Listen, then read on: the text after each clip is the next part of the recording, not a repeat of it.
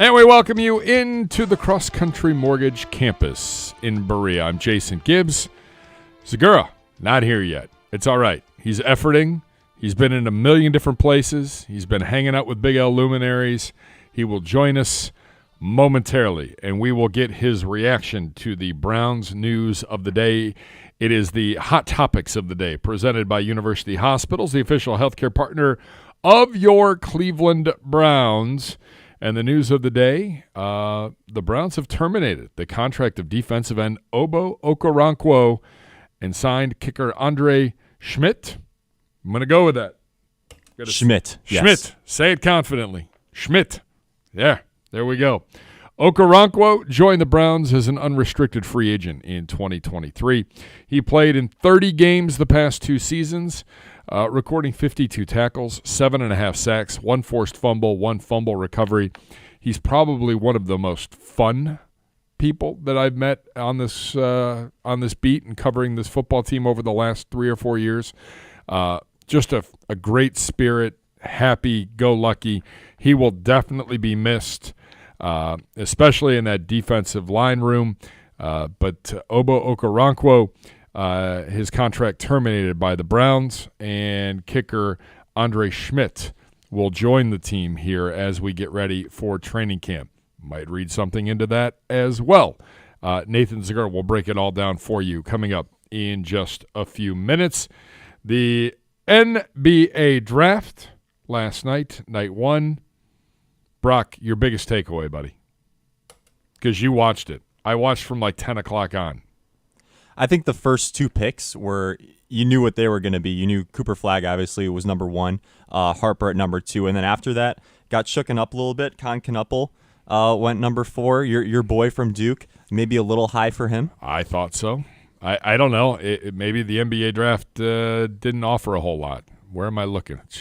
What are you doing? Don't switch cameras. Jeez, Jordan, what are you doing?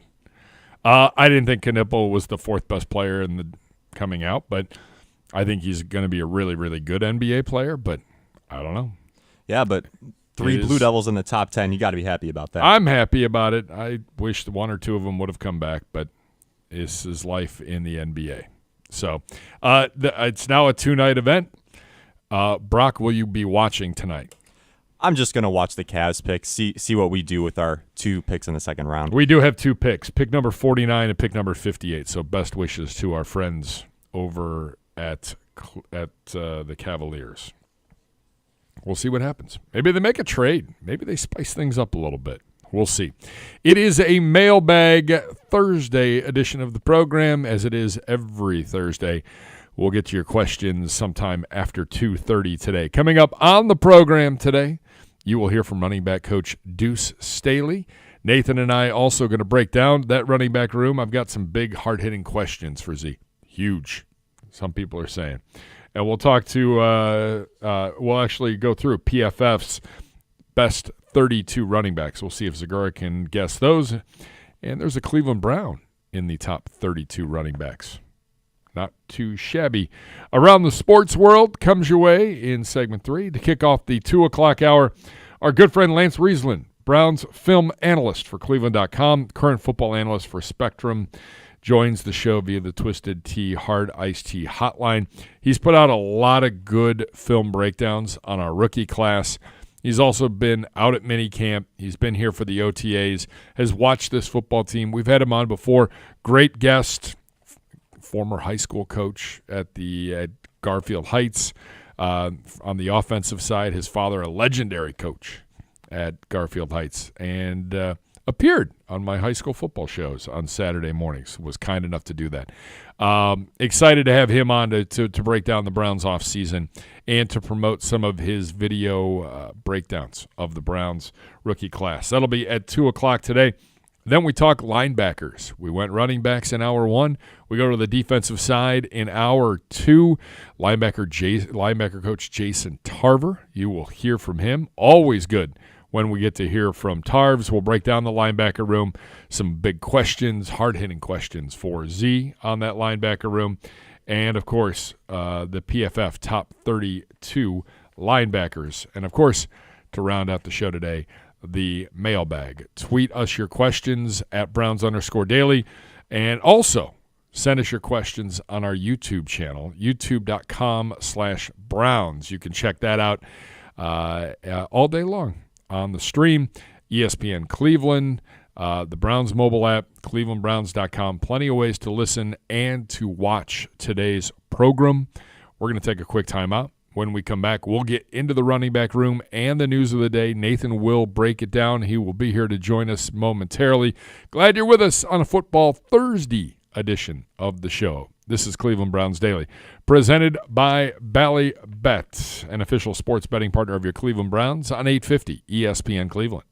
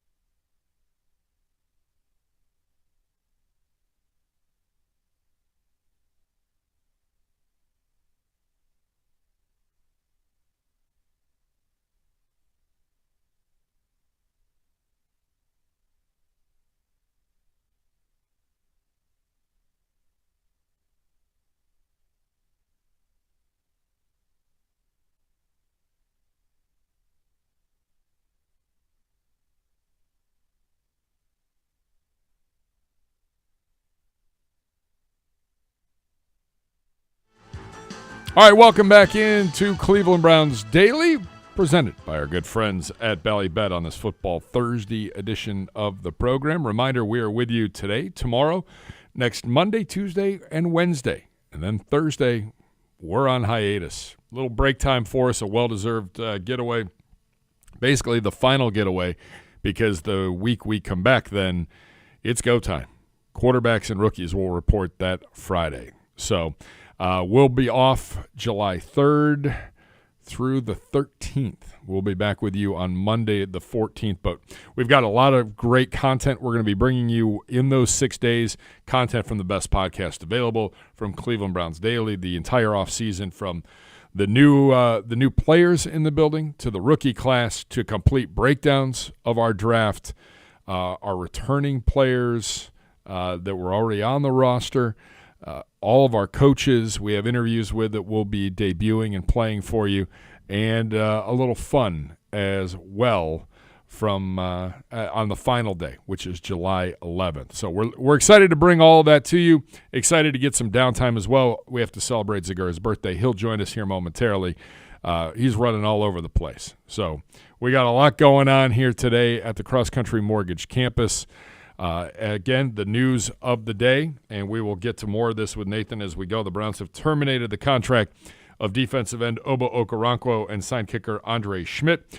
Okoronkwo joined the Browns in 2023, 30 games, 52 tackles, 7.5 sacks, 1 forced fumble, and 1 fumble recovery. We'll get to more on that news with Nathan coming up here in just a few minutes. Right now, time to hear from our running back coach. Always entertaining. His room will be the must-see room when they go to position drills during training camp. My biggest recommendation, find Deuce Staley, find his running backs, and enjoy. Here's Deuce Staley at the podium, presented by Vivid Seats. So what are your impressions of You're done. early? Been doing a good job. Been putting in the time, been asking all the good questions, staying after meetings, going over film. Been doing a good job. How would you compare his style of play to other running backs? So the one thing Well, we're out here in pajamas right now. When we put on some armor, I'll let you know. How about Dylan? What has impressed you for just getting to see his skill set? Yeah, another young player who's been doing an awesome job. It all starts in the building first, having good meetings with him and being able to show him as a running back and a receiver. Also meeting with CO, going in there and going over some of the receiver splits and routes, and just being able to just take his game and expand it. He's been awesome. Deuce, obviously Nick Chubb officially leaving, going to Houston. Just, what are your thoughts on Nick and the time that you got to spend with him? Yeah, I'm just going to echo what everybody else has said. I love Nick, and of course I'm upset because I didn't get a chance to spend a lot of time with him, having 1 year, but every day, was a great day with Nick. And he's going to bring a lot of excitement to that organization, a lot of leadership, and we all know who Nick is. So I wish him the best. I love him. Why do you think guys loved him so much? Oh, it's easy. He worked his ass off, for one. He left everything on the field. And when he went out there on Sunday, he just transformed into a different guy. Deuce, the cutting ability of Quinshawn, obviously you can see it on film at Ohio State, and just watching some of the drills you have him, going through here right now, even though they're, as you said, in pajamas. But just how, as his position coach, how excited do you get with maybe his potential? I'm very excited. I mean, every day as a skill group, we work on quick feet. So that's one of our things, and no matter what the drill is, we're going to work on bend and burst and being able to get out of breaks and being able to plant that foot and go north. So, and that's what you'll see out of my drills, and he's able to come in and straight from college, and he knows some of the drills already, and he's been able to do well. So just when you look at Q and Dylan, how similar or different are they when you talk about skill sets? And I think people want to throw like thunder, lightning around, but are they more similar than different? No, they're different. Yeah. Two different guys. I mean, Dylan is able to go play in the slot, and also he's able to go and play on third down and maybe sprinkle in a little second down. I'm not saying Q can't play on third down, but I'm just looking at what we can do with Dylan as far as a receiver.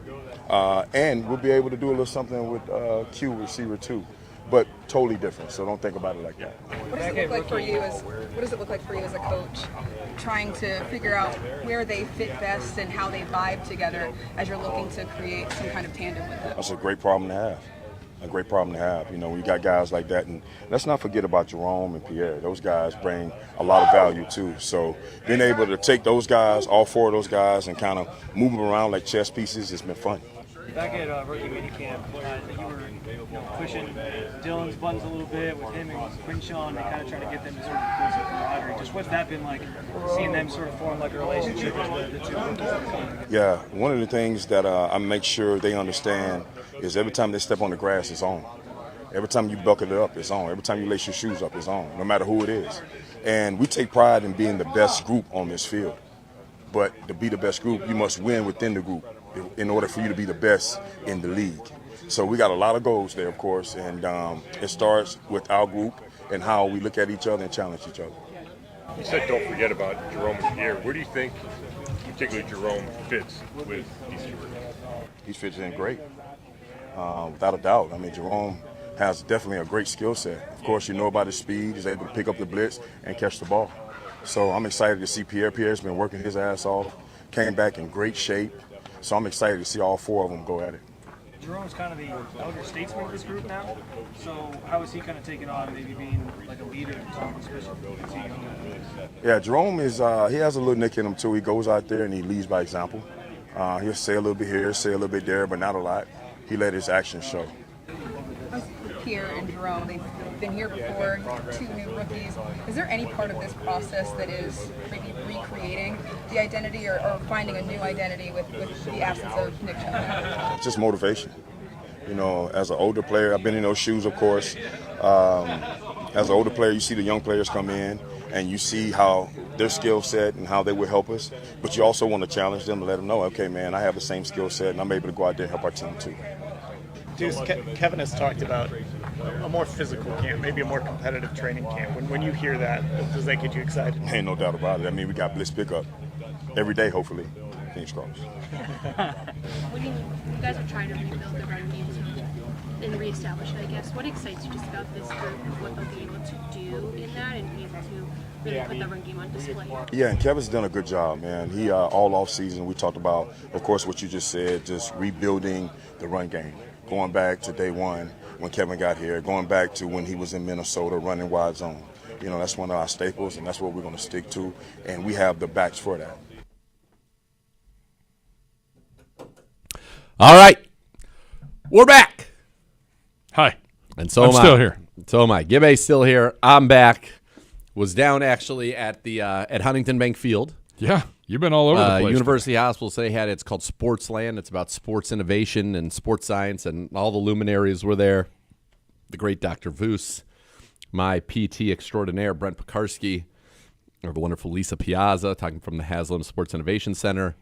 So we did like a little panel, and then it was really cool. They kind of had like a Shark Tank, and they had three companies, like startup companies. One was around hydration, and it was like it's very cool wearable technology that could tell you like if you're hydrated, dehydrated, and anticipate that and tell you like, okay, you need to drink this much water now and Interesting. keep you hydrated, which obviously has lots of, I think, sports benefits and overall health benefits. Another one was something that it's an insole in your foot that gives all this information about your gait, and that tells you a lot about your health and how you're moving. And for athletes, like if you're training too hard, your gait changes. If you're on the verge of injury, apparently your gait changes.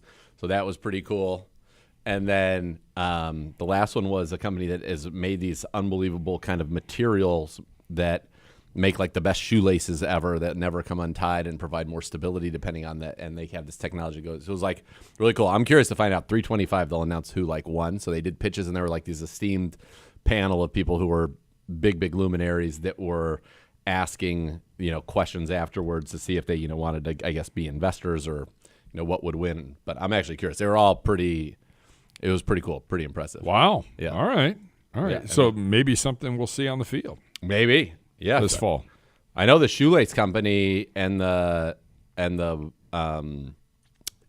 insole company, they were already partnered with various like pro and college sports teams with some of their stuff. So, yeah, maybe it's something that you'll see on the Cleveland Browns before long. So, yeah, that's where I was. Sorry for being late. I apologize. All good. I said you had obligations. Big L luminaries, the biggest of luminaries. Yeah, no, there were some heavy hitters there, no doubt. But it was so it was very cool. Cool thing to be there. Lisa Piazza's great. And it was just a very cool event. Apparently, like the event's grown by 400% from year one to year two. There were a ton of people there. It was pretty cool. I saw Bernie, but didn't get to say hi to him. Nice. He was constantly surrounded by a lot of people. I was going to say, he's a popular human. Yeah, the great Bernard. He is popular. He is. Yeah, hopefully we'll see more. I think that there's a possibility. Maybe. Maybe. All right. So what's going on? Give me So what we're you've been talking about. running back room. You just heard from Deuce Staley. Yep. Always entertaining. Yep. And the Browns' current running back room: Jerome Ford, Quinshon Judkins, Dylan Sampson, Pierre Strong Jr., Amani Marshall, and a fullback, Troy Hairston. Your takeaways, your thoughts on the Browns' 2025 running back room? I love a lot this. different than in past years. Yeah, but I love this room. I think this room. Well, it's a remade room, and Yep. I think Quinshon Judkins has an opportunity to be, kind of what, or they hope can be some high percentage of.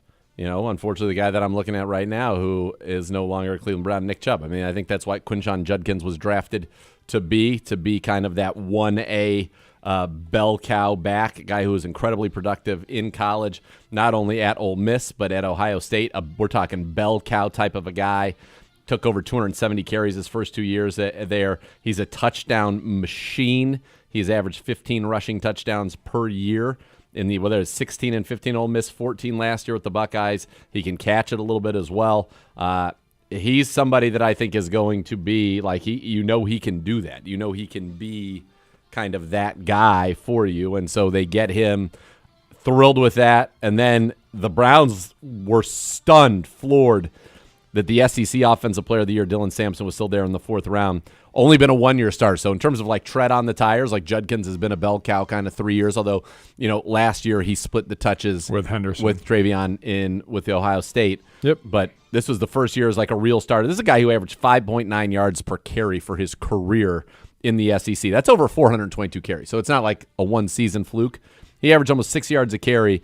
258 carries, 1,491 yards, both led the SEC, 5.8 yards a carry, 22 touchdowns, added another 20 catches for 143 yards. But he's electric, home run hitter. And so I think the Browns have, that kind of 1-2 combo that you're looking for in that running back room. And you've heard it from Deuce just there. We've heard it from Kevin Stefanski. I was very lucky right after Luka was born. I think he was 3 days old when I did the Keepers Foundation outing for a coach out there, and we did a panel that was, at one point, it was me, Coach, Quinshon, and Dylan, and he was saying, look, we're going to run the ball. These guys are going to run the ball. We're going to run it. We're going to run it. We're going to run it. And great. He asked them if they had a nickname yet for the two of them, and I liked what Dylan Sampson said. He said, no, we got to earn that. That's got to be like bestowed upon us because we've earned it. He's like, we got ideas. Don't get me wrong, but we've got to earn it. And so I'm very excited about the Browns' backfield and running back game. And I would be remiss, obviously, if I don't mention Jerome Ford, because Jerome Ford is coming off of, maybe not from an overall numbers perspective, because 2 years ago he had 1,132 yards and 9 touchdowns, but you want to talk from an efficiency perspective. Jerome Ford's coming off the best season of his career, 47% success rate, 5.4 yards per carry. Gave you 790 yards, 3 touchdowns. He had one of the biggest breakaway rates in the National Football League. He's got 4 runs over 60 yards in the last 2 years alone. He's got that big play ability, and I think this is a guy who's caught 81 passes the last 2 seasons. I think he's your third down back day one. Now, I think he's going to be a part of your running attack as well, but I think you're looking at, this is going to be 3 running backs in there: Ford, Judkins, and Sampson. Pierre Strong, I've been a big Pierre Strong guy, but, at this point, he's going to have to really wow, I think, to get opportunities. A lot of speed. He's a 5 yards for his career, 5 yards per carry for his career in the NFL. I mean, that's nothing to sneeze at. But I really like this room. I like the coach. I like the room. I like all of it. I think Quinshon is going to be special. I think Sampson is going to be special. And you got Jerome Ford there is very good. And then the other part of it, it's in that room, is Troy Hairston. Back at the beginning when Kevin Stefanski came in, he brought in, and the Browns actually paid a pretty decent contract for Andy Janovich, who came in for those 2 years and was, in 20 and 21, was the fullback for the Cleveland Browns. From a stat standpoint, not a whole lot, right? I think he had 4 touches actually in 2020 and 5 touches in 2021, so it's not like they were giving him the ball, though he did score a touchdown in 21 on a receiving. I'm pretty sure it was in the game against Denver, maybe been from Case Keenum, if I'm not mistaken. I believe you have that. But getting Troy Hairston in here, that's a fullback. That is a real fullback, and that tells you, again, a little bit about what we're going to do. And so I think you're going to see more two running back sets from the Cleveland Browns, and sometimes it's going to be Hairston, who's 5'11", 245, and just an absolute tank. And sometimes it's going to be, Judkins and Sampson or Ford, I think, all together. Yeah. I love it. Yeah, I mean, going back to Ford, here's a guy that has rushed for close to 1,400 yards and 7 touchdowns in his career. You mentioned 81 catches, 545 yards, 5 touchdowns in his career. Also been a weapon on kickoffs. Yeah. I mean, over 1,000 yards in kickoff yardage. I mean, he's done a nice job. He's a very solid player. Yeah. Very solid player. It's a perfect compliment to the two young guys. I really think if going into this draft, I think the Browns probably thought they were going to come out of there with, once they made the trade, Judkins or Travion, we'll call it at that point, right? I think you thought you were going to get them, and maybe it was going to be, perhaps Nick would have been back in that scenario. But I think once you drafted 2, then you knew all of a sudden, hey, we're in a pretty good spot here. We've got now Dylan Sampson and Judkins. I just don't think they thought that Sampson would be there. Just like I don't think they thought, Shador is going to be there, and that's why Joe Flacco was signed right before that. I really like where this team is at, what I think that they are certainly capable of doing running the football. I think we're going to run it. And I don't think, you're looking at let me look at what the Browns rushing totals have been the last few years. I think this is a team that's going to be close to 1,800, maybe even more yards rushing when it's all said and done this season. I think run the damn ball. No, they're going to. I think the only thing that would limit this team from being, way high on the upside in terms of rushing. So last year the Browns rushed for 1,600 yards. In 2023, they ran for 2,017 yards, and that was without Nick Chubb for the majority of that season. Correct. 2022, they ran for 2,490 yards. 2021, the Cleveland Browns ran for 2,471 yards. No, this is going to be a 2,000-yard rushing team. I'm going to even go back to 2,000. All right. 2020, 2374. I don't think it is that. I really, as long as we can be competitive in games, I think that you're going to rush for, we rushed for 1,600 last year. Our average when we were going good under Stefanski was about 2,400, but that's with Nick Chubb. So I think we're going to be somewhere 2,000 to 2,200. You have an offensive line that loves it. The football. Yes. Most offensive lines do, but this one excels when you're running the football. I really think we're going to be between 2,000 and 2,200 yards rushing this year. We are going to be. All right, I'm in. I'm all on board. Yeah, we're going to be running that football. We're going to be ready to go. 3 big questions, hard-hitting media journalism here. I like it. Regarding the Browns running back room. Number 1, the biggest question you have about this room. Just what it's going to look like, and not in terms of the personnel, but what are the splits going to look like? What is the splits going to look like? Is it going to be Judkins? Is he 60%? Is Sampson 20% and Ford 20%? Is it Judkins 50 and Ford 30 and Sampson 20 this year? What's that workload split going to look like? Gotcha. You just answered question number 2 because that was about. Because I don't know the answer. Yeah. Number 3, can Pierre Strong have a role in this room? If everybody's healthy, I think that would be very difficult. I just think it would be very difficult if everybody's healthy. Yeah. We just don't have you. We're not carrying 4 tailbacks. I don't think so. No, there's just not enough room on the roster to do it. So I think that'd be very difficult. I think obviously with an injury, sure. And I like Pierre. I like Pierre a lot. I've always liked him. But I think it could be tough. So, Pro Football Focus, back to them. Top 32 running backs ahead of the 2025 season. There's a Cleveland Brown that makes the list. His name, Quinshon Judkins. Like it.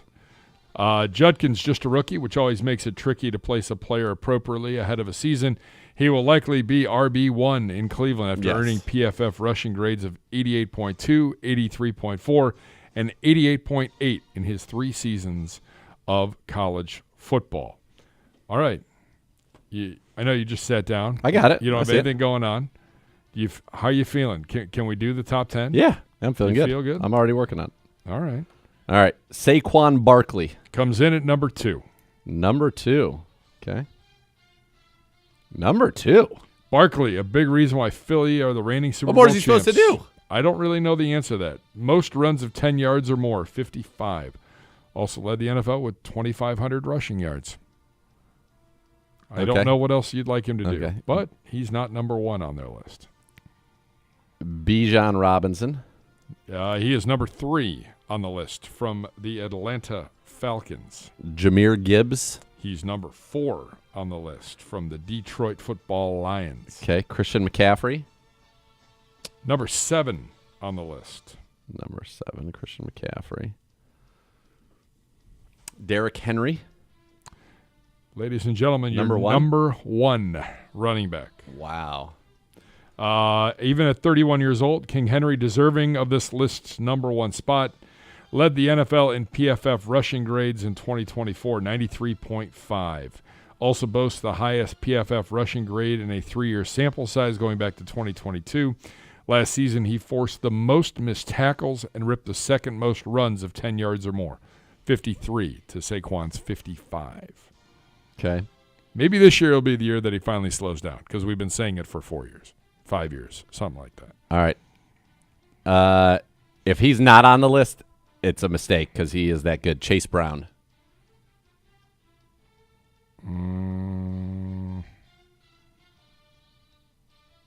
He's 25. What? That's right. He's 25.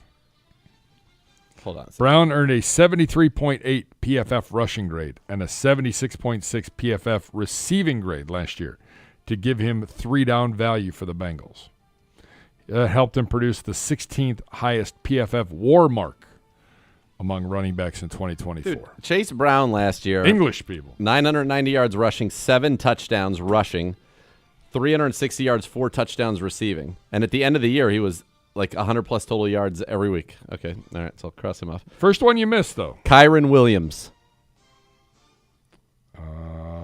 He is number 10.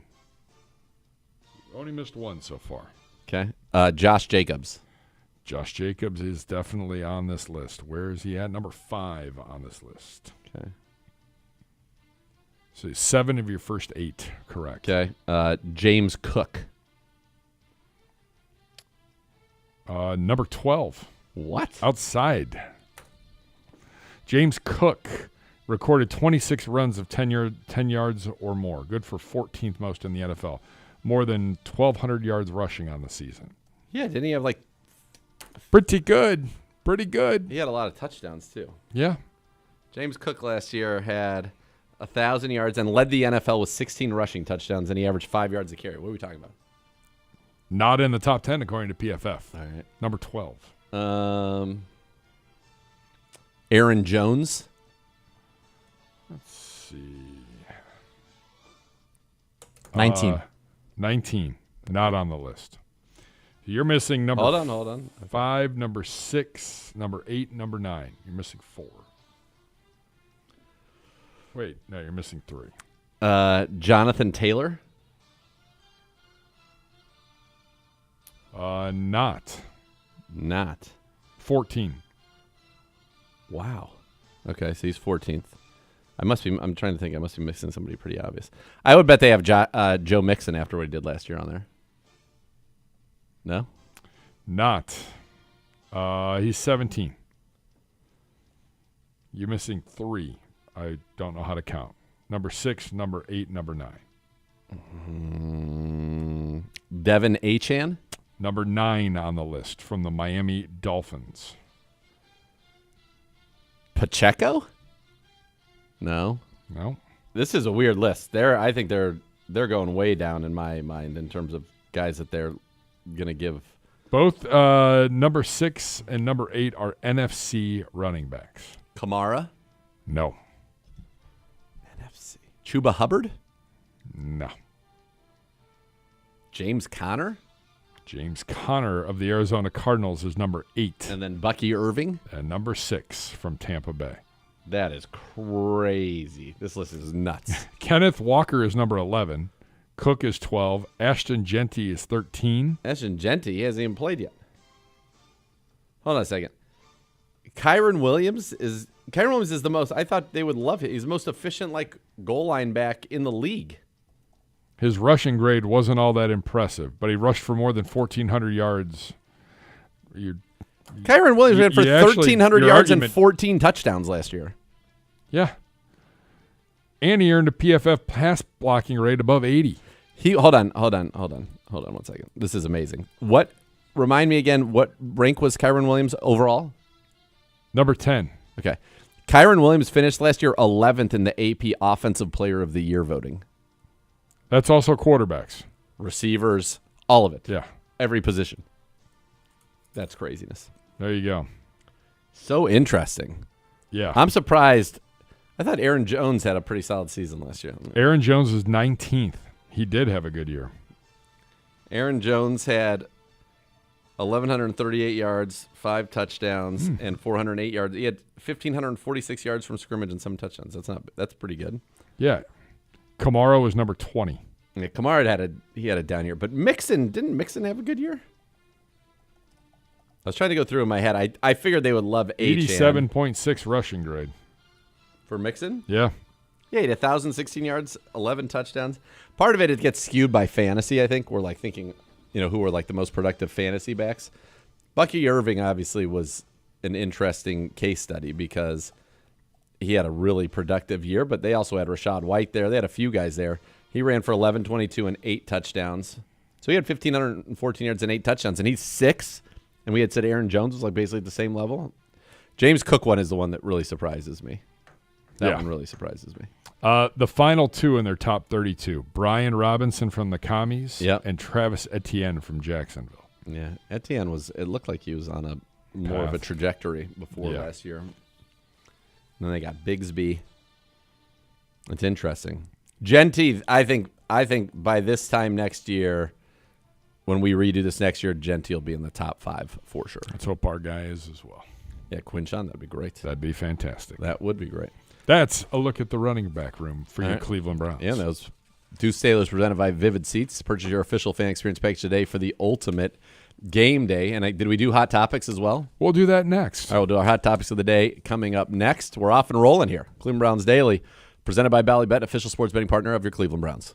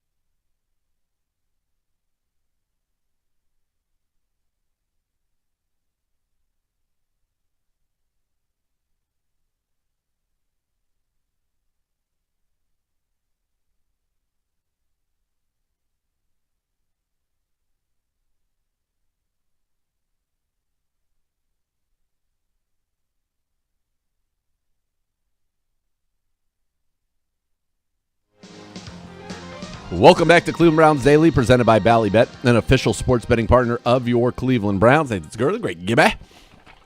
All right, Gibby. Hot topics of the day presented by University Hospitals, the official healthcare partner of your Cleveland Browns. I know you touched on this earlier, but the Browns had a transaction today.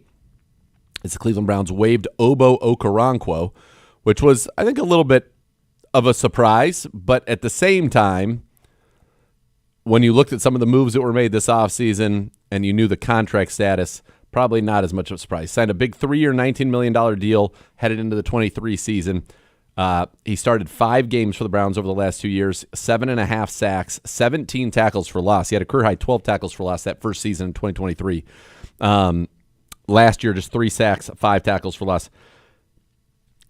If you look at the roster and you look at what the Browns have done in that room this offseason and the way that Isaiah McGuire performed last year, you could see that perhaps we said there were too many guys for that room. You knew it was going to be Myles Garrett. You knew Alex Wright was going to be there. You knew that Isaiah McGuire was going to be there. Tryon Shoyinka. You bring in a former first-rounder and Joe Tryon-Shoyinka. Julian Okwara, they signed as well, they liked. And then Cam Thomas, number 99, played really well for the Cleveland Browns last year. So that's 6 guys, and you had Obo in there. There was 7. And I think for Obo, who, again, great guy, loved interviewing him, liked being around him. I think he was very well liked and respected in the locker room. And I'll go back to the 2023 season. He suffered a pretty significant pec injury at the end of the year and played through it, and he will certainly have my respect for that and a bunch of other things. He was just always great to talk to. Very good guy, and certainly he will be missed. And I think this just comes down to, for the Cleveland Browns, it came down to dollars and cents, and that's kind of the league at some point, right? It's a little bit of a business, is that with Obo Okoronkwo, cutting him as the Browns did, not with a post-June 1st designation, but legitimately post-June 1st, they're going to save, a bunch of money against the salary cap. And so that's why I think that's why they did it. Obo at this point didn't have guaranteed money left, and so they were able to cut him as a late cut candidate. He had a bonus that was going to be due, I think, at the end of August. So they're going to save $3.3 million against the cap. And unfortunately, I think it's literally just that. It was that simple with him. Yeah, it sucks. Great guy, great locker room guy. Yeah. And I think you need Well-liked. those. Well-liked. As you mentioned, dollars and cents. You're paying a certain percentage of the guys on this football team a lot of money. Yeah. And so you've got to make some tough decisions with the rest of the roster to make sure that that you have set yourself up to make sure that you have salary cap space for the entire season. So the way that his contract was structured, it's actually going to save the Browns $3.3 million on the salary cap this year and $5.4 million on the salary cap next year. So because they have those void years at the end of their contract to space things out. So it's actually going to save the Browns ultimately over the course of the next 2 seasons about $8.8 million. So that's why it happened. That's it. That's why it happened. What do you make of Andre Schmidt coming back? I'm a little surprised, to be honest. When the Browns let him go the first time, because he was let go, I want to say, not that long ago. Right at the beginning of minicamp, I think. So or he OTAs, was one of the two. The Browns waived him on June 4th. Right before minicamp. And then re-signed him back. So that surprises me. I think it would be natural. There are 2 ways to look at it. Number one, they just wanted to have another camp leg so that Dustin Hopkins isn't taking every single rep. And I think that's why he was here. And then the other way you could look at it is coming off of, last year in which Dustin Hopkins struggled for the first time in a long time. I mean, he was 91.7% the year before that, 90%, the year before that, 88.2%. He had a 3-year run where he was a 90% kicker in this league. Last year, he was just 66.7%, the lowest figure of his career. He'd never been below 79.4% and had been in the 80s for the majority of his career. He had a rough season last year. And so I think that you could look at it as, is this insurance? Did something happen in minicamp? Again, I wasn't here. I don't know how much kicking there would be, but my guess is it's more the former. You're just getting a camp leg in here, having somebody that can share some of those duties with D-Hop. But still, it's one that at least makes you go, Yeah, because you've got 90 spots. Right. And this is the time of year where you're kind of going through everything with a fine-tooth comb post-mini camp. Yep. What other positions might I need to address? Where else can I improve this team prior to training camp starting in a few weeks? Yeah. And then you bring a kicker in. So I don't know. Just a little interesting there. We are doing Mailbag Thursday. I'm excited about this, so get your questions in to Browns Daily on X and on the YouTube stream. We'll pull questions from there as well. Absolutely. From Adam Schefter, and I had this in our Around the Sports World, there was a vote today down in Hamilton County. I call it Northern Kentucky. They call it Cincinnati. They've agreed to a new deal to modernize Paycor Stadium and keep the Bengals in downtown Cincinnati through June of 2036. Wow. So, and that, my guess is at that point they will be looking for a new stadium. And speaking of, everything approved, Modell language changed by the state government, and the Browns. Looks like we are full speed ahead to Brook Park, which is fantastic. Yeah, I'm thrilled. I think we're just waiting on the governor to sign off on the budget. Yep. If I'm correct. Yeah. So, he's got to do that by midnight on Monday, June the 30th. So, at some point that will hopefully get done, and sooner rather than later, and we can move on with our summer vacation.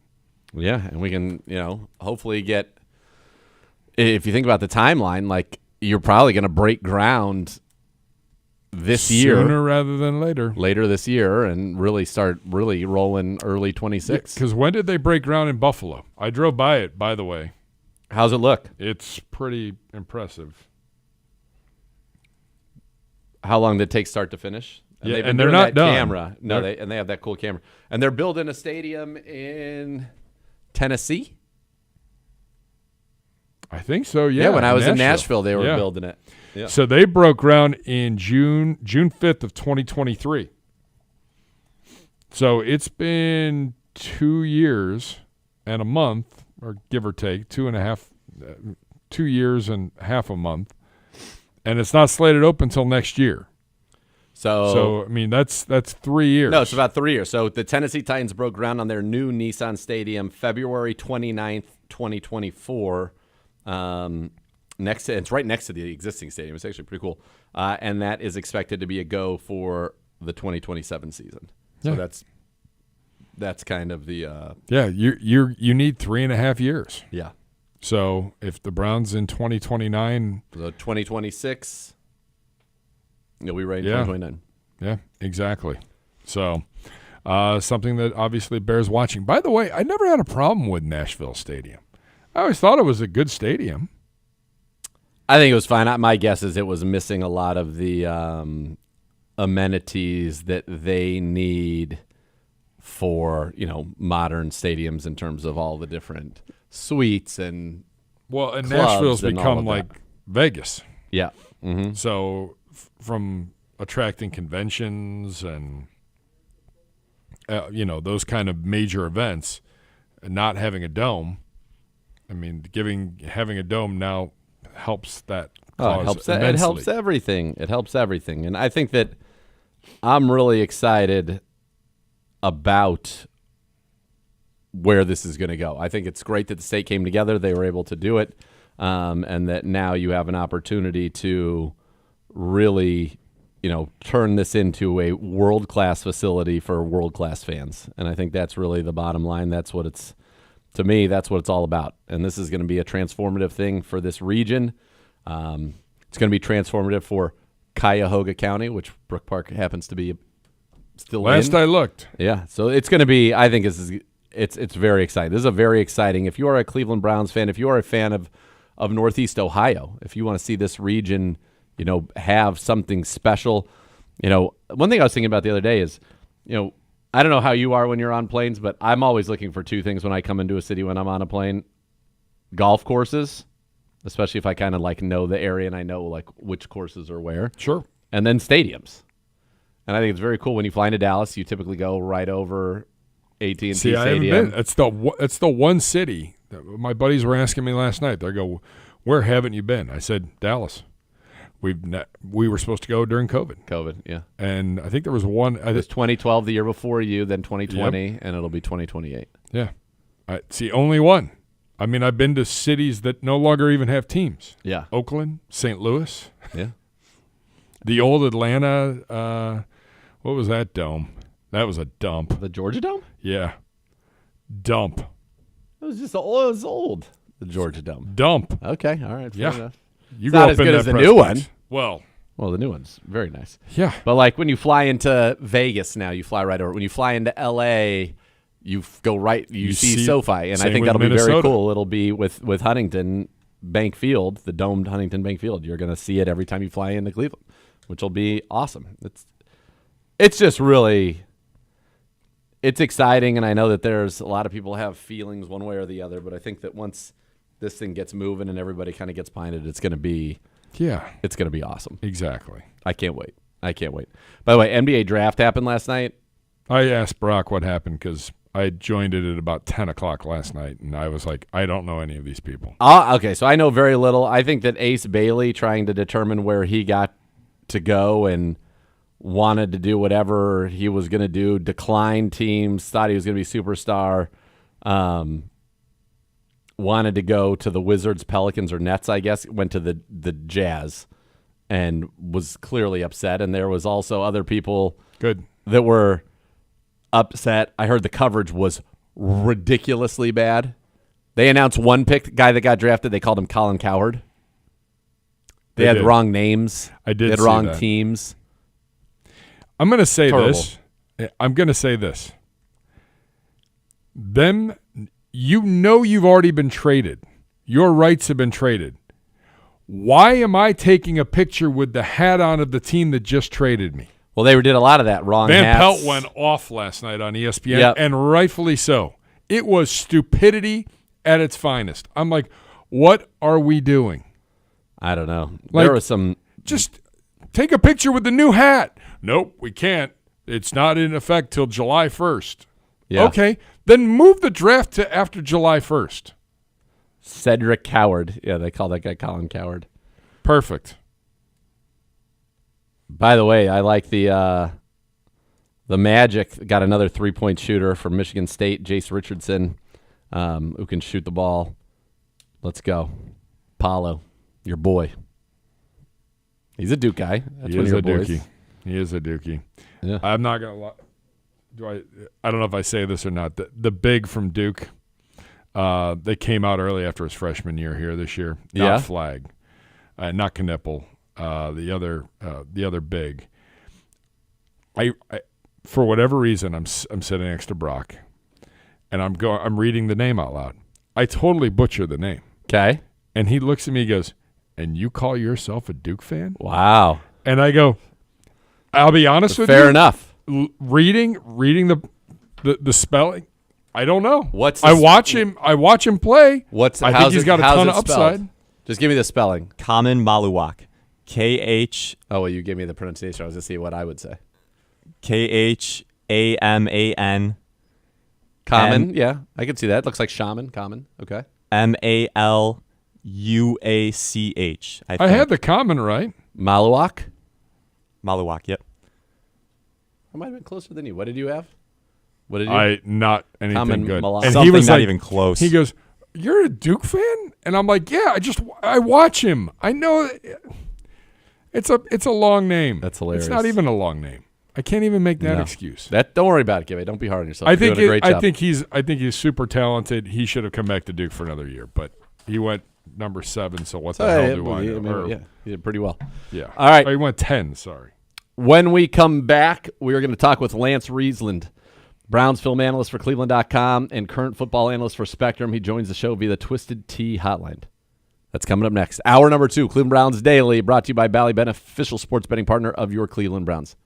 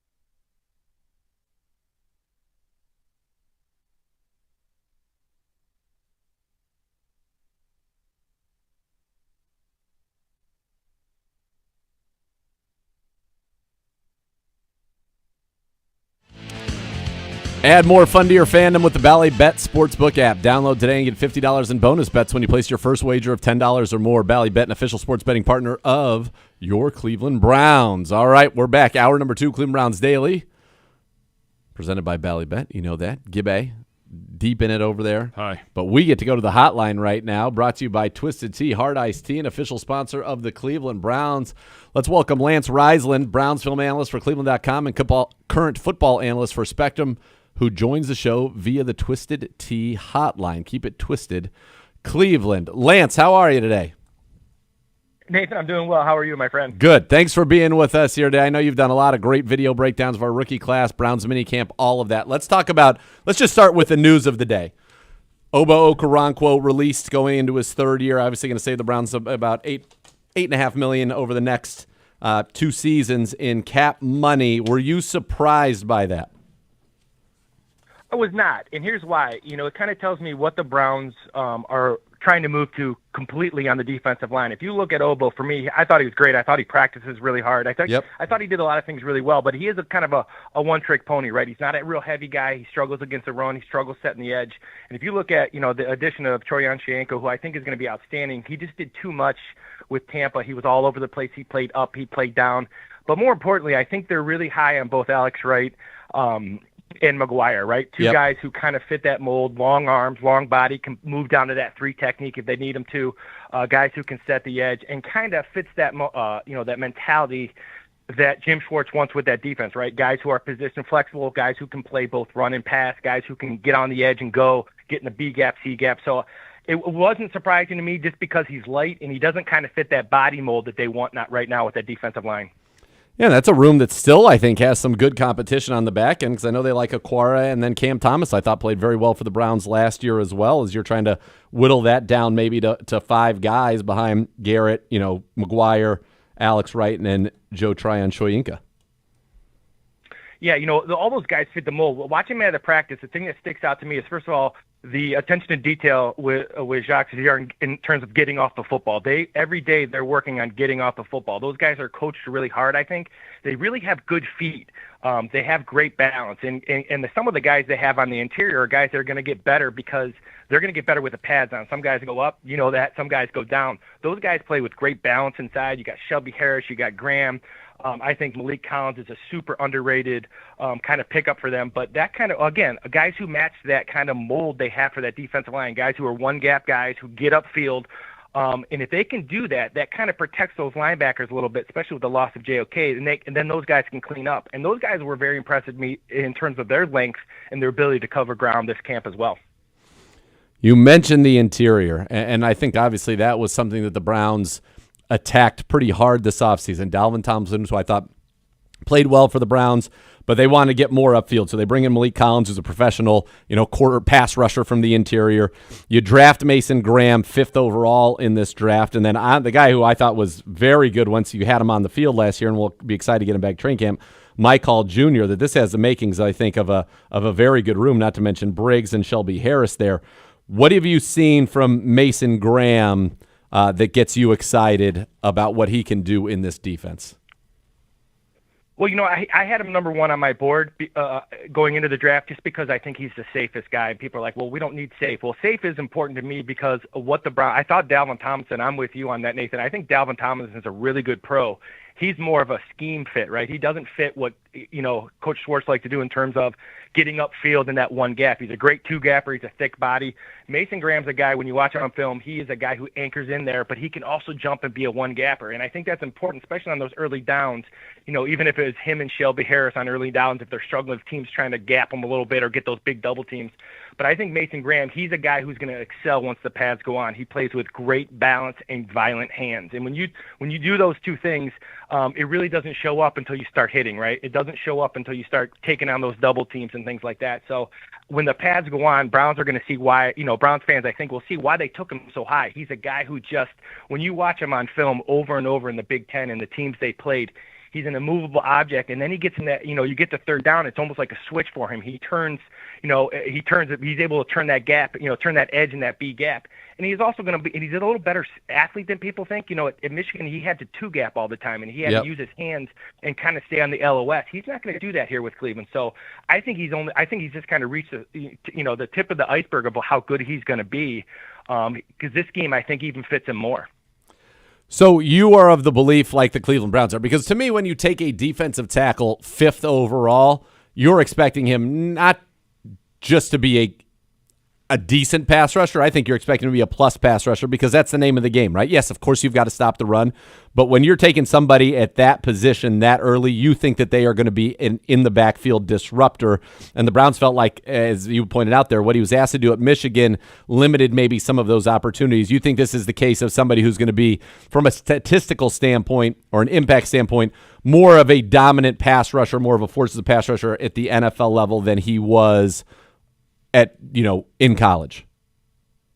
Well, I think the big thing that won't always show up on stats, Nathan, is the fact that he's going to be in the backfield so much, right? So you're going to have to account for him in a game plan. And anytime you're accounting for anybody else besides Myles Garrett on the defensive line, that's going to help Garrett in terms of getting more one-on-ones. Graham is a guy who's going to be he plays with great balance. You can tell that. I'm a big believer in offense and defensive linemen when they wrestle, even at the high school level. It just gives them such an advantage with their hands and with their hand fighting and their balance, right? So he plays with great balance. And yes, at Michigan, now it's easier. I don't think it's easier, but the transition from going from what he had to do at Michigan to what he's going to do with the Browns is going to kind of unleash him. It's hard to be a two-gapper. It's hard to get your hands on and read those blocks and where the doubles are coming from when you get to turn it loose a little bit. But I think the reason you take a guy like him so high is because he can win on first down. And what that means is the Browns, to be successful, they have to win on first down for me, because of the fact if you can get the second, third long, now you can turn it loose a little bit. You can do the things you want to do. If you lose on, if it's 2nd and 5 for an offense, the offense now dictates, right? You have to play more base defense because they can run and pass. So I think what he does is that he allows them to win on first down because he's so big. He can anchor in there on those doubles, let those linebackers run around. But then he's able to, win on third down or second long too. So I think he's a guy. Again, he doesn't. People are disappointed at times because he doesn't fit that mold. He's not Myles Garrett in terms of muscle build and things like that. But once those pads go on, he's a guy that you watch. He just is an immovable object, and then his athletic ability and his ability to move. Now, obviously, there's no pads on, but I thought his movement skills were really good during the entire summer process. Which is good, because I think that you talk about him and Mike Hall and Malik Collins on a kind of a rotation. I thought Briggs played very well. Certainly is kind of more of a run stopper last year, and you still have the veteran Shelby Harris. That could be a fun room. This defensive line is going to have to be a strength of this football team. Let's take a step back from that and just go kind of big picture. What was your big takeaway about this football team? Maybe the direction it's going to be going offensively, the quarterbacks, obviously there's a lot to get to in there. But what was kind of your takeaway about this football team overall after kind of the OTAs and minicamp? Well, going on what we just talked about, I think the defensive line is without question their deepest position group, right? Lots of guys. I didn't even think about some of those guys you're talking about. There's lots of depth there, right? I thought, led by DeJuan Jones, I thought the offensive line looked physically fit, right? And I think going back to what Bloomgren wants to do, obviously Bloomgren being a Callahan kind of disciple, it kind of showed me. And then you look at what they did in the draft, right? They went and got Junkins, and they got Sampson, and they got Fannin, which tells me Kevin Stefanski is going to get the keys back to the car, right? So they're going to, I love 12 personnel if you have athletic tight ends because it puts such a strain on that defense. Are you going to play nickel? Are you going to play base? Then you can find those matchups you want. The backs catch the ball well in the backfield. I was very impressed with Junkins and Sampson and those guys catching the ball, which allows you to get into empty and do some of the things he likes to do in finding those matchups. But going back to what Stefanski and the reason, he was hired by the Browns, they're going to run that weak side zone. They're going to run counter. They're going to run power.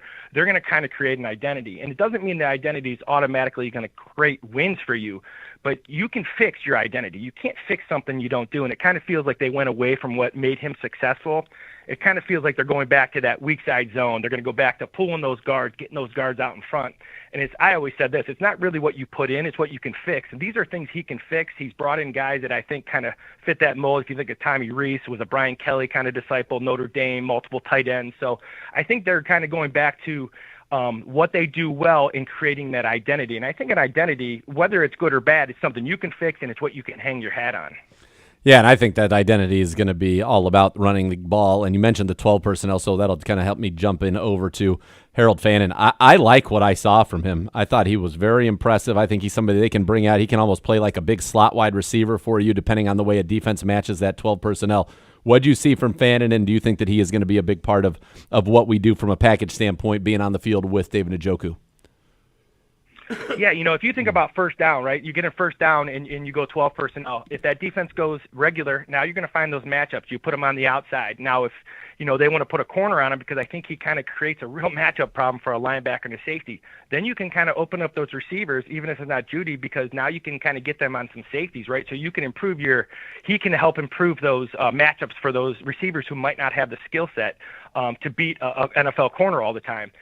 Then if they want to go nickel, you got to be able to run the ball a little bit in there, and that kind of plays into what Stefanski wants to do with that power run game. Like you said, it's one of the, you've been doing this a long time as well. Some guys just get open, and he's a guy that just really gets open. He understands leverage. He does a really good job when he's facing a smaller guy of creating that box out. He does a really good job of using angles. I love the fact he attacks blind spots of corners. He has a pretty high IQ in terms of how to get off the ball with his releases against press.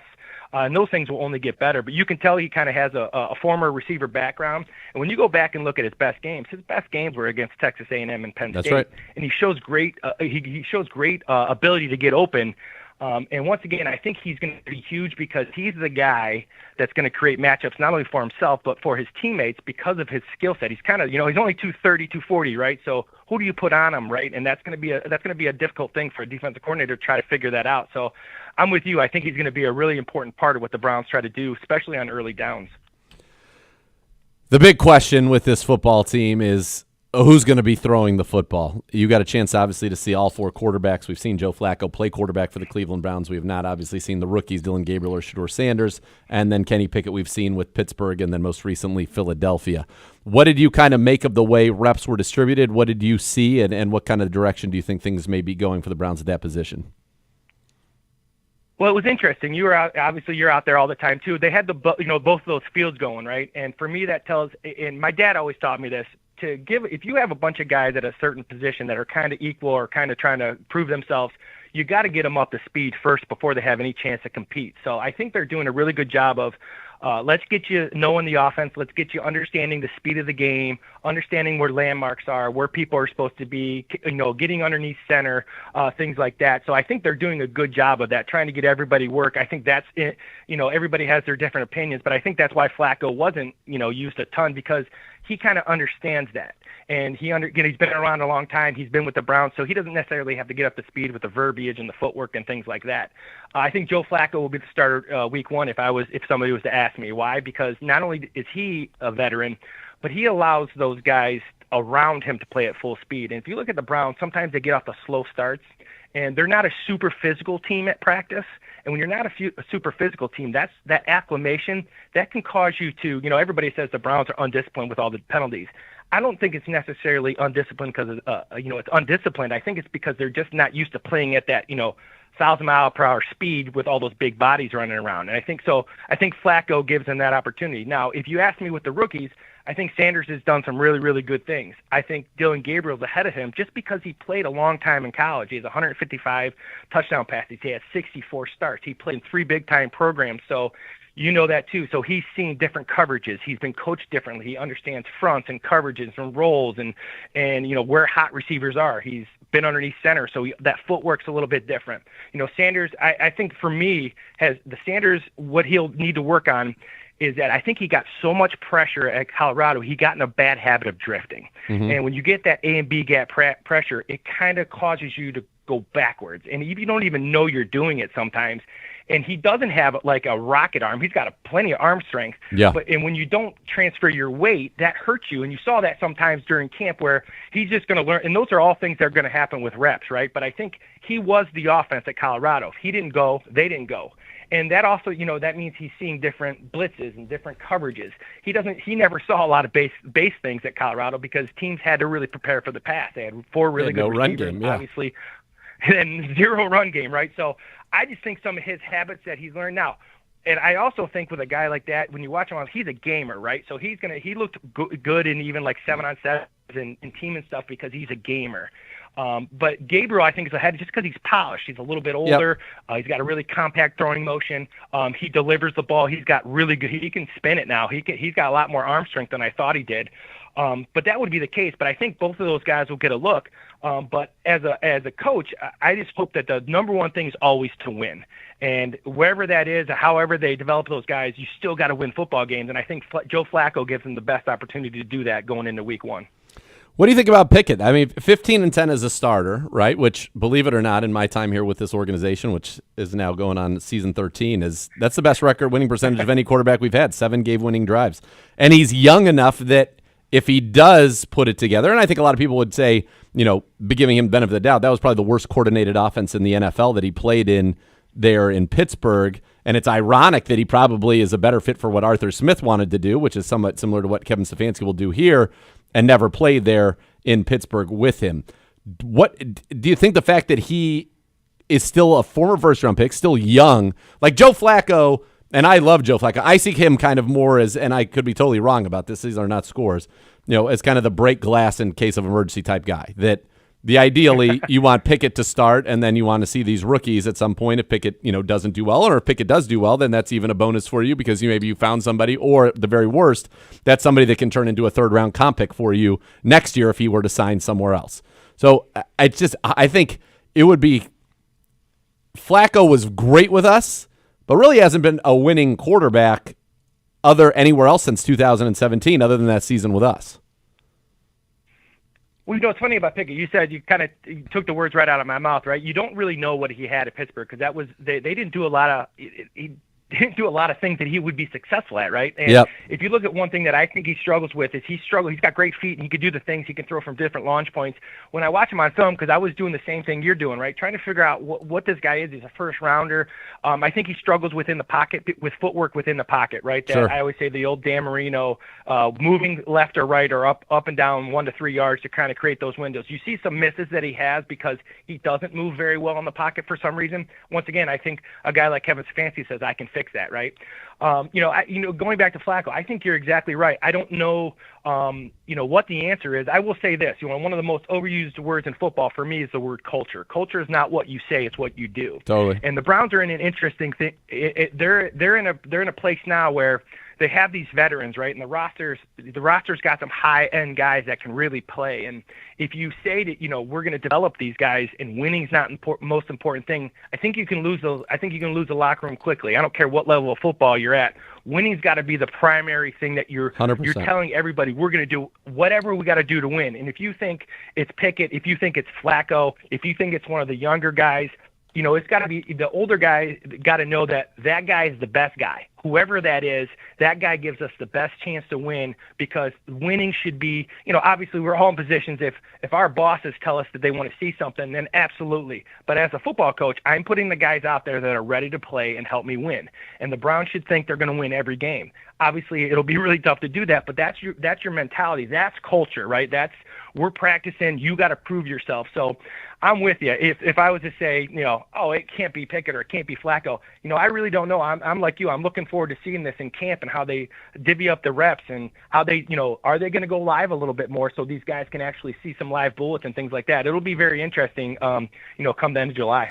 I agree with you, and I think that's going to be fascinating because we saw, Flacco, what you've got in Joe Flacco in many ways, right? So he got the least amount of reps. I think what's going to be fascinating is what do these look like when we get into training camp? What do these look like when we get into joint practices, which I think are going to tell you a lot more about who they think is going to be playing, early in the season. And that's 6 weeks away. We're going to be in Carolina, I think, in 6 weeks. So you're going to, I think, have a lot more information about that there.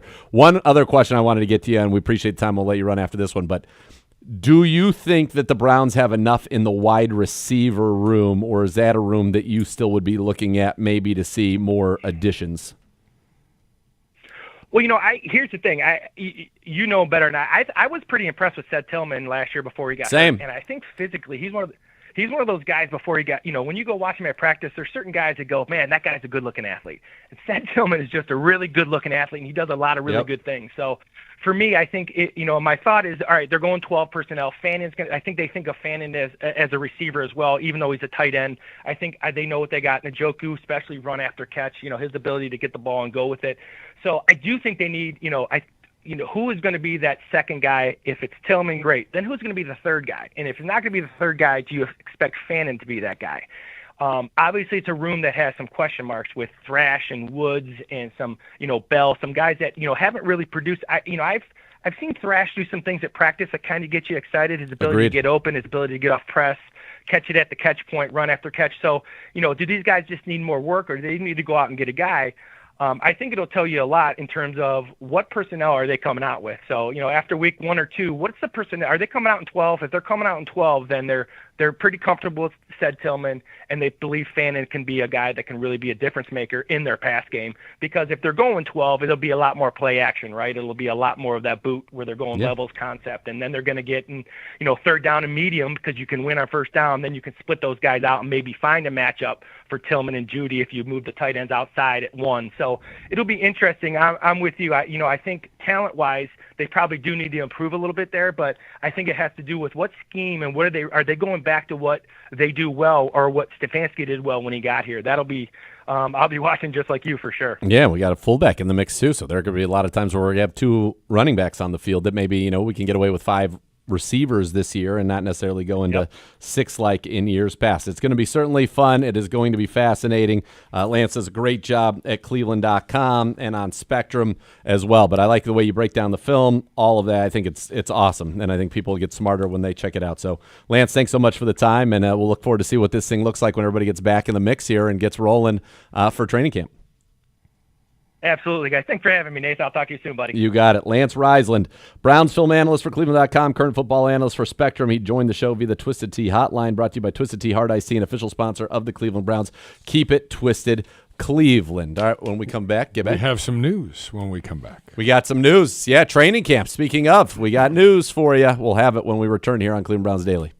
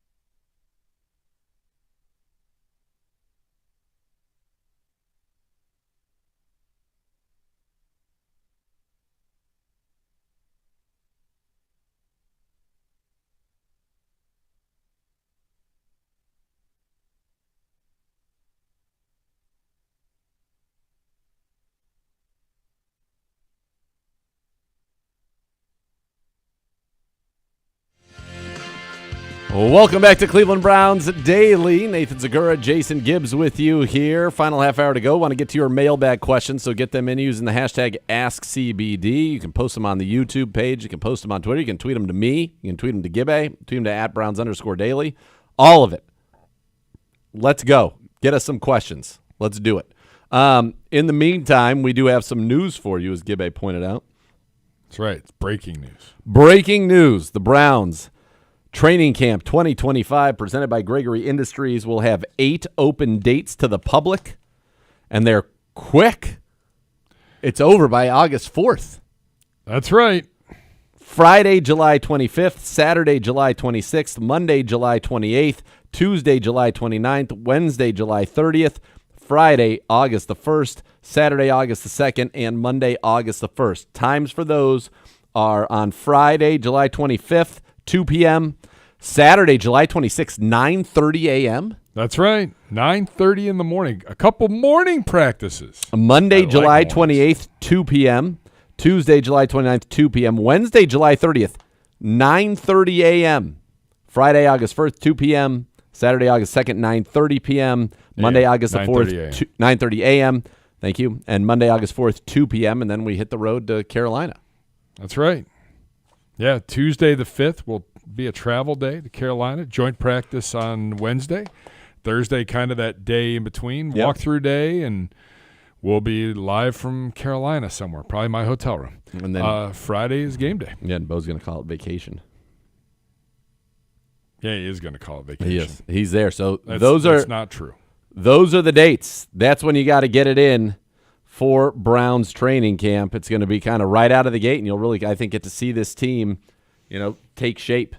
25th, 26th, 28th, 29th, 30th, 1st, 2nd, and 4th. So here's the deal. Tickets will be available to the public Thursday, July 3rd, 1 week from today at 10 a.m.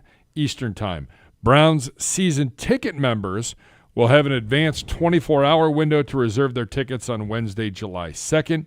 Each account is limited to 4 tickets to one individual session and cannot claim for multiple sessions.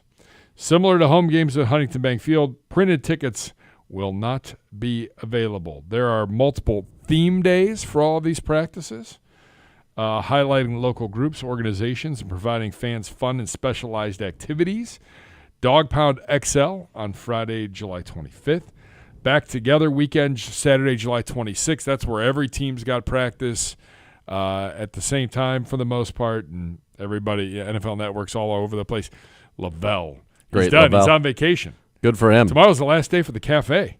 I know. Kind of it's going to be tough next week. By the way, the Browns open the season on September the 7th, so that means they will not be in front of the fans other than the home preseason game on the 23rd. On the 23rd of August, from August 4th until that opener. Against Siciliano's Rams.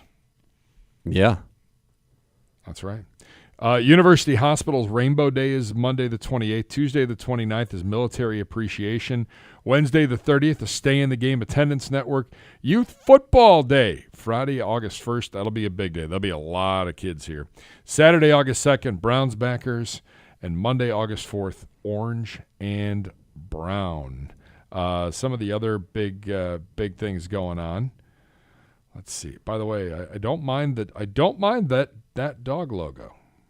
I like it. That's a Dog Pound XL logo. Yeah. For the 40th anniversary of the Dog Pound. That's right.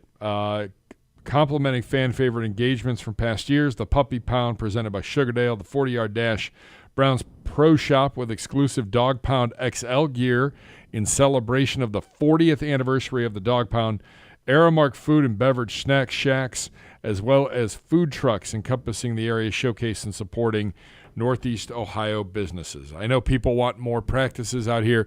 Here's the problem. We're on the road for basically 2 weeks, and there's a lot of construction that's going to be kicking off. I've noticed they are moving a lot of things into position here to start, and I'm assuming they will start next week when things really thin out in this building, and then we're off completely, as I was telling the audience earlier, the week after the 5th. So I would think there'll be a lot of construction. The one side of the practice field will not be usable at all. We're moving Radio Row. No pressure. Yeah, where are we going to be? We're working through that.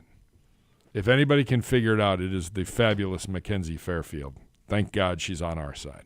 Yeah, well, we got a lot of those practices at 2 p.m. I'm aware. While we're there. Right during the show. So we'll give you coverage of that. I like a couple mornings. Might even be able to make a golf league then still. 9:30 a.m. on a Saturday is a bit early. That's a bit early, Gibby. With all due respect, I've got a newborn. A 1 o'clock practice on Saturday for him was early. I'm a totally different guy. What are you talking about, dude? I'll play golf at 9 in the morning now. I'm not afraid. I know. I'm kind of torn because I do love the golf late day. Oh, it's the best. 1 o'clock? Yeah. But then it takes, I become It's the science. morning golf guy, and I am not a big fan of morning golf. My scores are better if I tee off between like 11 and 2. Yeah, that's right. Novel concept. Yeah. I don't know. That's definitely my best time tee off. All right, when we come back, let's get into the mailbag, get some questions out there. Again, you can tweet me, you can tweet Gibbe, #AskCBD. Get them out there on the YouTube chat. All of it we'll go through. We'll have a little fun here as we wrap it up on a Thursday with the training camp schedule behind us. We'll be back with more Cleveland Browns Daily, presented by Ballybet on ESPN Cleveland. Oh.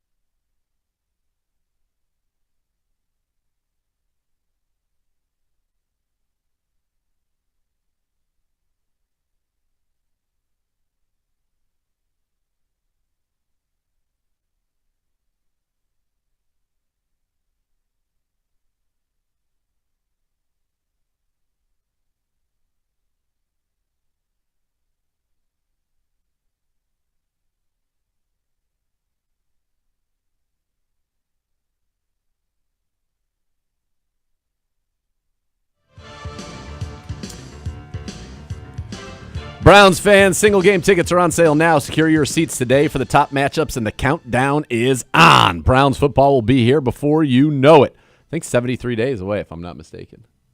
Yeah, because we had the 75 was a Batonio. couple. Yes, Yeah, I was yeah, thinking the Joe Batonio. Thomas. Yeah, maybe 72, Mitchell Schwartz.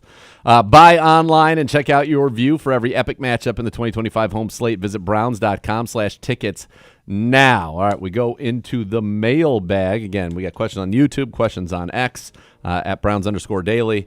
I got one right here that I think I'll start with this one because I think this is actually an interesting one and an interesting topic. And I talked about from Jared Luganbill. He says, how quickly do you see AI playing into the Browns operation both on and off the field, or is it already?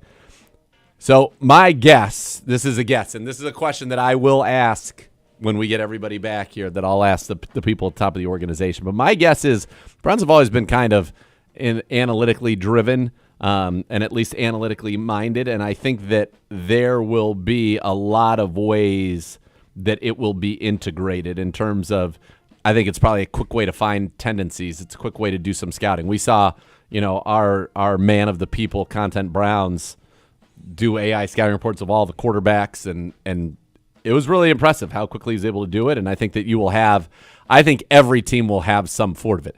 Now, I think what people are forgetting is that these are not games played in simulations, and that it still comes down to human execution.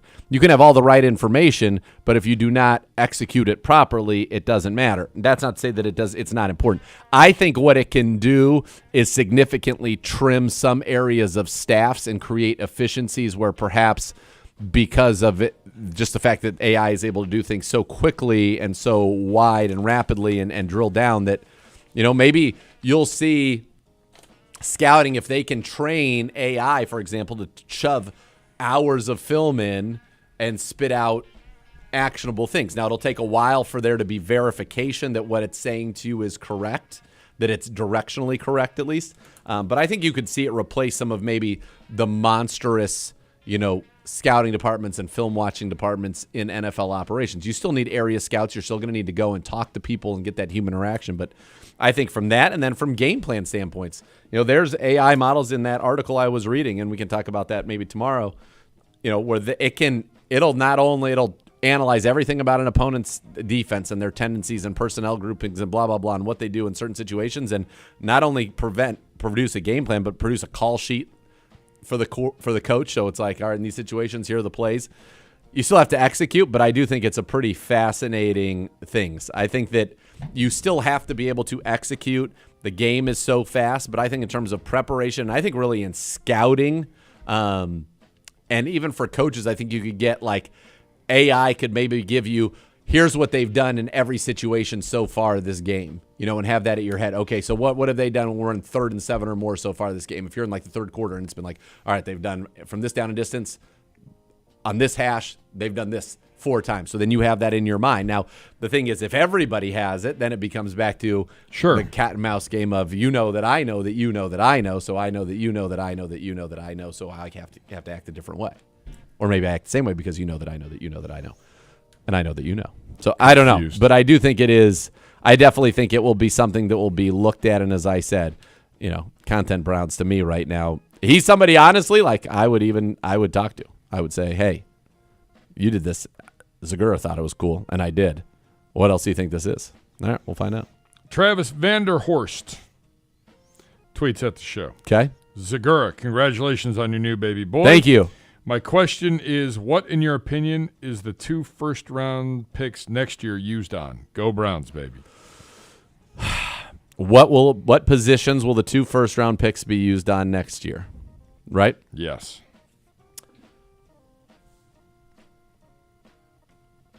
I'm just going to give you like some groups. Like receiver. Look, quarterback obviously has to be in the discussion, but let's hope that it isn't, right? Let's hope that that's not what it has to be on. I would love Caleb Downs and then either a receiver, a defensive end, or an offensive tackle. I feel like that's probably where you could be looking right there. Now, a corner is a possibility because you got Denzel, you got MJ. Now, that's what we talked about yesterday, that you want to see one of these young guys step up and show that, they can be the guys to carry that position forward when it's unlikely that you'll be able to bring all 3 back of your starters again next year. So that could be in the mix as well. But that's where I would be looking at it if I was the Cleveland Browns right now. Dog Pound Cleveland Brown, do you guys know if there is anywhere downtown that sells Joe Thomas's 73 Kolsch beer? Great Lakes Brewing Company. Yep. Is this place That's to the go. place. They make it. Yes. I'm sure he'll be here at some point for an event. He was here like last week. For like some, yeah. With Mr. Ulrich. Yeah. Shout out, Nate Ulrich. Hope you're well. Yeah, Hope you're in well. Akron for like the Akron High School. I was like, oh, okay. Yeah. Fine. Hoff. Repairing fences, going to Akron to do a high school Hoff. thing. But not coming here to say hi. Well, That's right. Angry. I'm locked in on turkeys. Just totally locked. Okay. Dialed. Victor Run, what up, boys? If you were given a free day to do anything, what are you spending your day on? A combination of family, friends, golf, food that is Alcohol. good, wine, maybe a margarita, maybe just plain tequila, maybe some Mitchell's. Since I've had to go away, Mitchell's banana cream pie ice cream is actually very good. There you go. A little golf in the morning, a little pool in the afternoon with the fam. Nice dinner at night. There you go. It's usually my Florida trips. Sounds great. Yeah.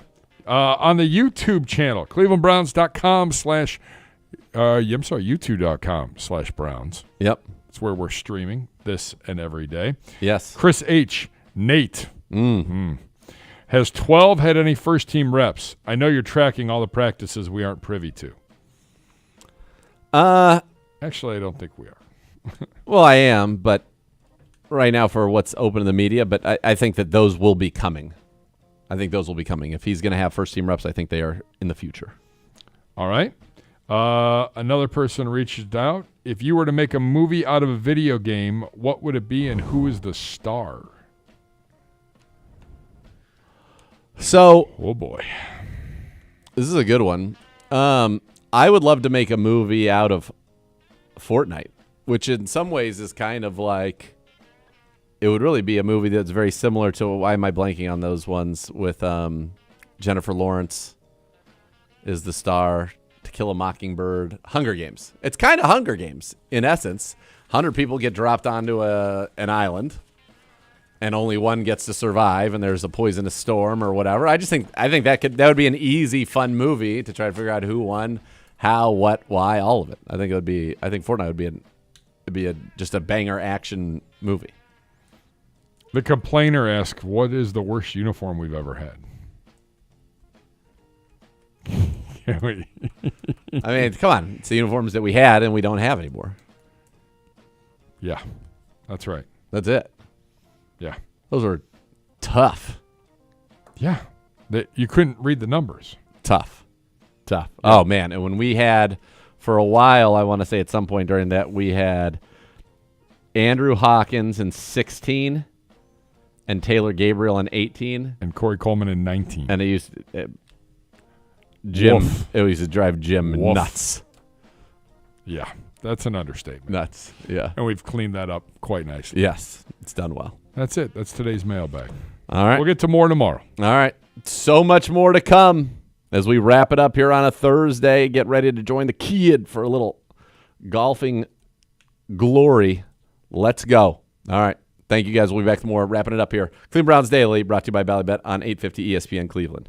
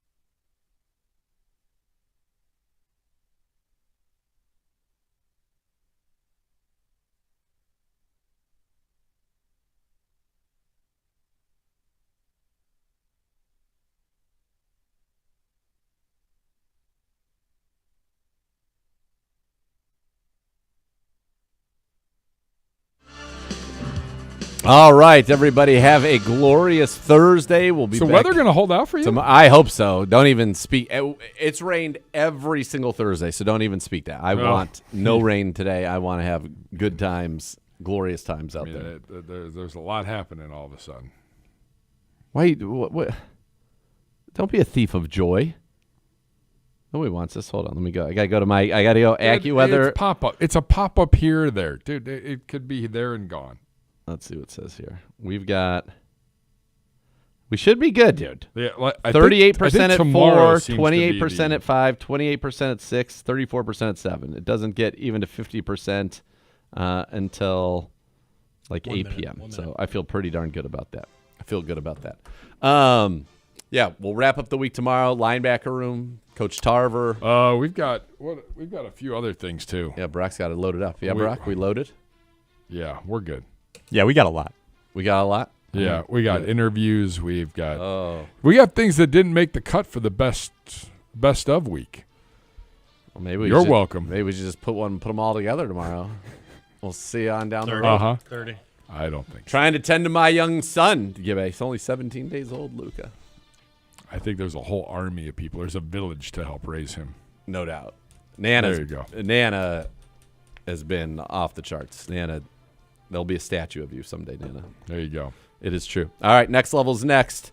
Thanks to Lance Reisland for joining us here today. Enjoy that for Gibbe, Nathan Seguros, and thanks for listening to Cleveland Browns Daily, brought to you by Ballybet on 850 ESPN Cleveland.